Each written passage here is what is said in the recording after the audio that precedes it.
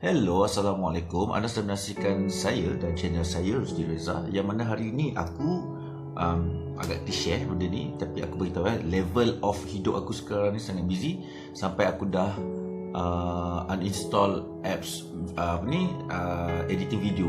Kau tahu tak, aku sampai dah tahap tinggalkan dunia YouTube aku sampai tahap level macam tu. Tapi kenapa aku terpanggil balik untuk share dengan korang? Aku nak ada satu benda isu yang aku nak share dengan korang sebab aku baru dapat satu WhatsApp, WhatsApp is a message from Facebook daripada seorang hamba Allah ni yang minta pertolongan aku. Jadi cerita dia adalah sebelum tu dia kisah dia macam sekarang ni lah puasa. Jadi bila bulan puasa tu, bila bangun pagi aku macam buka lah WhatsApp aku, adalah isu daripada bos aku, and then adalah daripada kawan-kawan aku. Tiba-tiba aku terpandang satu messenger Facebook sebab aku tak banyak dapat messenger Facebook. Jadi aku buka, aku baca, dia agak mengejutkan aku. Jadi apa tahu cerita dia? Kita dengar cerita dia.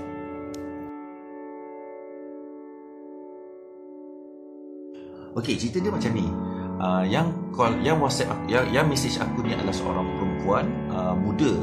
Jadi dia cerita kat aku, dia perkenalkan. Aku tak boleh nak baca dia punya tu sebab terlalu panjang. Jadi aku rumuskan adalah dia ni adalah seorang perempuan yang sedang mengikat tali pertunangan dengan seorang hamba Allah ni. Jadi cerita untuk dia dulu perempuan ni sebenarnya isu dia adalah dia sedang bertunang dan dia pernah berkahwin sebelum ni. Faham Kau faham situasi dia? Dia adalah perempuan yang sedang bertunang dan pernah berkahwin. Maksudnya dulu dia kahwin cerai, lepas tu dia bertunang dengan orang lain. Jadi rentetan kisah hidup dia adalah dia ni adalah orang yang mungkin aku tak tahulah, mungkin orang kata magnetik dia, jodoh dia orang-orang yang bermasalah. Dia kata ex-husband dia dulu adalah penagih dadah yang mana memang ambil syabu, sebab dia kata level ambil syabu tu adalah lelaki dia, aku tak ingat lelaki dia kena tangkap berapa, tapi dia kata lelaki dia sampai dah berhalusinasi cakap seorang-seorang sampai pernah pukul dia.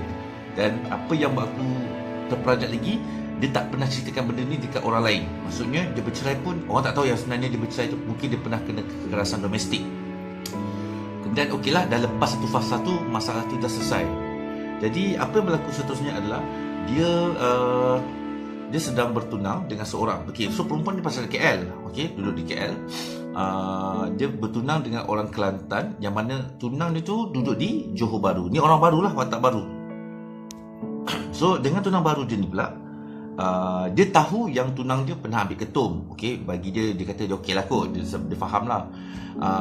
Tapi sekarang ni tunang dia baru-baru ni ditangkap pada bulan 4 hari tu atas 2 pertuduhan memiliki dan dia dah telah diurin dan didapati positif methamphetamine, which is syabu juga.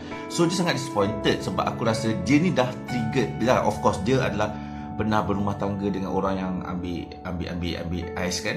Jadi sekarang ni tunang dia pun ambil benda buat yang sama dan ada 2 pertuduhan. Jadi according to this cerita, dia mengadu, dia kata keluarga tunang tu dah tak ambil pedulikan dia dah. Tak ambil peduli pasal tunang dia. Maksudnya dah tak nak jamin, tak nak ambil apa-apa. Mungkin sebenarnya family dia tahu. Aku punya hipotesis, inference aku adalah dia mungkin tahu, family dia tahu keadaan anak dia macam mana. Jadi bila dia bila suami keluarga kepada tunang dia tu tak ambil pot, jadi dia mula mengambil langkah untuk bertanggungjawab terhadap kes ini. Jadi isu yang seterusnya adalah dia sekarang ni dia jamin tunang dia, dan bila dia jamin tunang dia sebanyak 8,000 kot aku rasa. Dia mention kat 8,000, and then dia kata sekarang ni apa yang patut dia buat sebab dia ikutkan dia dah patah hati, dia dah kecewa.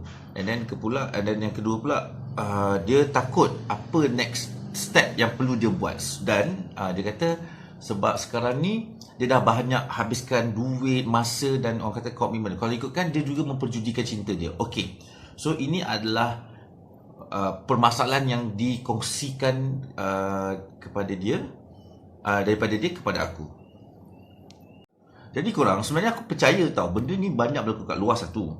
Yang kedua pula, kalau keluarga yang dah biasa kena, maksudnya anak dia tu memang dah ada background itu dan pernah masuk pusat, aku rasa keluarga-keluarga macam ni dah tahu nak buat apa dah. Dia dah di-explain.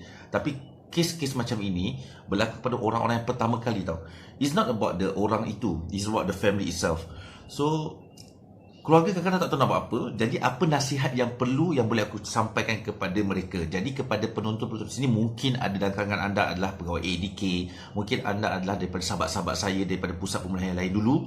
Kalau you guys nak bagi cadangan pun, just go ahead, sebab ini adalah pandangan saya saja. Okey, apa nasihat yang perlu saya buat? So, rentetan daripada permasalahan perempuan ini, this woman ni, this orang mesej saya ni. Jadi inilah antara benda yang saya share. Okey, so pertamanya saya kata kat dia identify dia kat mana. So sekarang ni dia ditahan di lock up dan dia akan dibebaskan atas jaminan.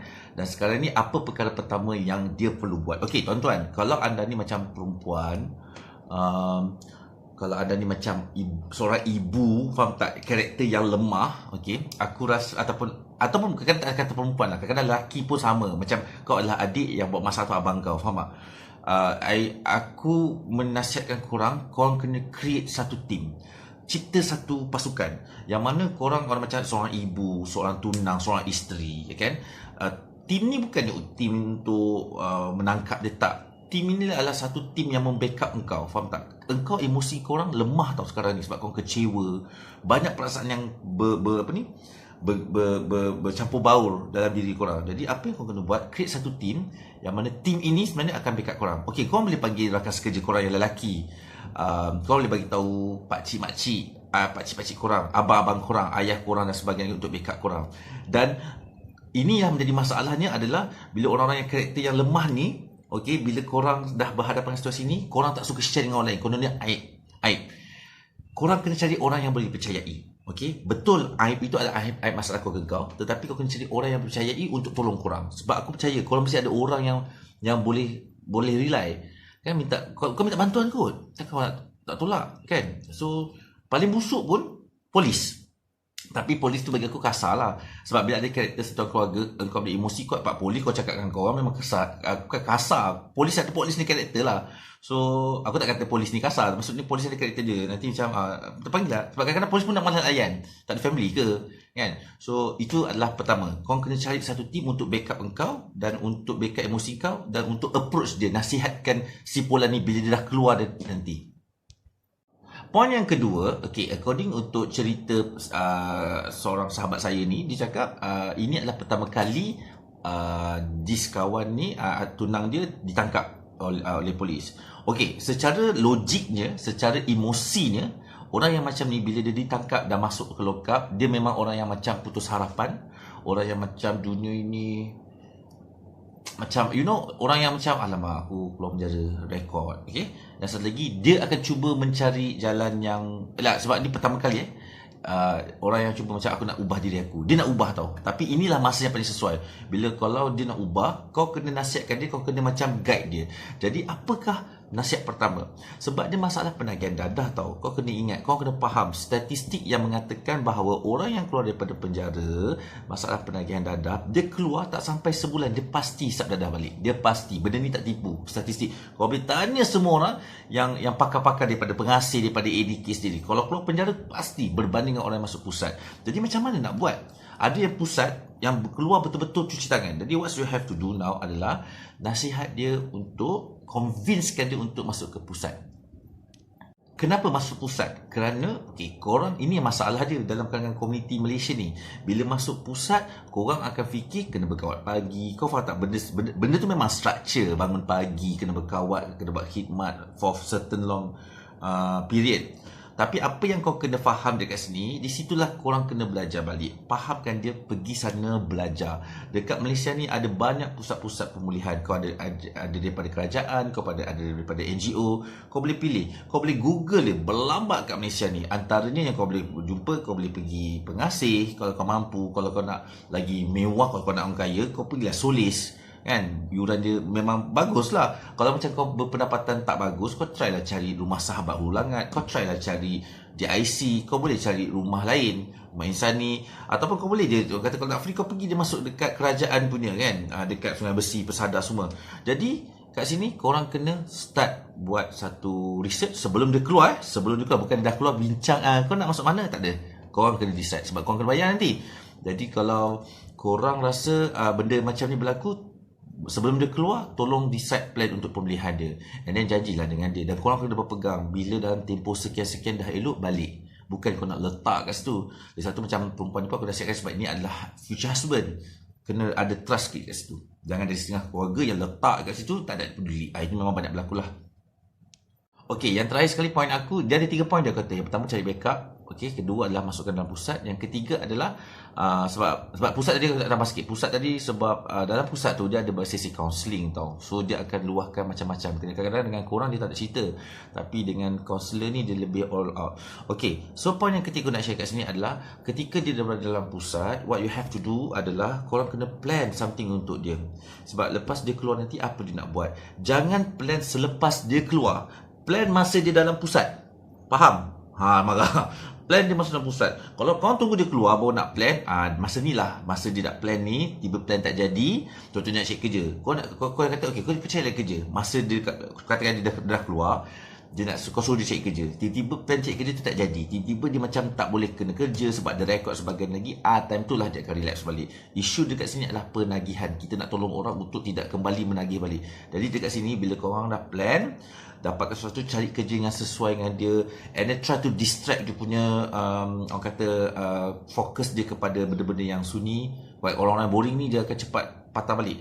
Dan macam aku sendiri, kalau aku busykan hidup dengan macam-macam benda, pekerjaan, masa ni lah korang, kalau okay, especially macam this lady kan, dia nak kahwin, lepas ni dia kahwin, kau kena faham lah, kau kena jaga lelaki kau, tak boleh ada 1 minit pun terlepas. Lepas tu kau kena macam buat kerja sesama. Bila kau dah kahwin nanti, benda semua sama-sama kan, orang kata hiking ke, pergilah karaoke sama-sama ke, kau dah bersama kan. Jadi dia nak pindahkan ke KL, dan itulah the best nasihat yang aku boleh bagi. Sebab aku bukanlah pakar sangat pun, tapi aku pernah memahami benda ni. Jadi kalau ada orang luar yang boleh bagi some advice pun, boleh drop some comments dekat bawah supaya mungkin this lady ni boleh tengok nanti. Jadi terima kasih sekali lagi kepada anda yang sudi orang kata share masalah. Saya pun terkejut juga. Saya macam sebab saya buat ni memang niat untuk tolong orang. Saya bukan untuk viral pun benda ni. Kalau korang rasa macam nak ada masalah untuk bantu orang, okay, ada beberapa soalan juga orang tanya, kenapa aku tak nak viral, kenapa tak masuk ML Studio. Aku boleh dia masuk ML Studio sebab aku kenal beberapa orang YouTubers, kawan-kawan aku YouTubers, tapi aku rasa diorang faham kenapa aku punya intention adalah bukan viral and generate profit. Sebab aku adalah orang yang tak boleh tahan pressure, kena kecam. Okay, so bila aku kena kecam, aku kadang demotivated dan aku takut aku akan buat benda yang bukan-bukan. So aku buat video ini adalah untuk orang yang memerlukan. Okay, bermakna sekarang ni aku ada lebih kurang aku ada 80 atau 78 subscribers. Bermakna mungkin orang-orang itu yang memerlukan knowledge aku. Dan dalam aku punya subscribers, aku tahu ada students kat sini. Aku ada student daripada USIM, aku daripada USI, banyak daripada luar sana. Some of them is counselor. Thank you for support me. Dan saya terharu sebab dah lama saya tak buat video, tapi orang cari saya untuk minta bantuan. Okay, terima kasih banyak kerana masih lagi percayakan video saya. InsyaAllah saya akan tolong anda semasa-masa. Jadi topik hari adalah daripada masalah kawan kita ni. Jadi kalau ada yang berminat untuk tanya apa-apa soalan lagi, saya akan cuba jawab melalui video. Okay, terima kasih. Assalamualaikum. Jangan lupa like, share, subscribe. Assalamualaikum sekali lagi.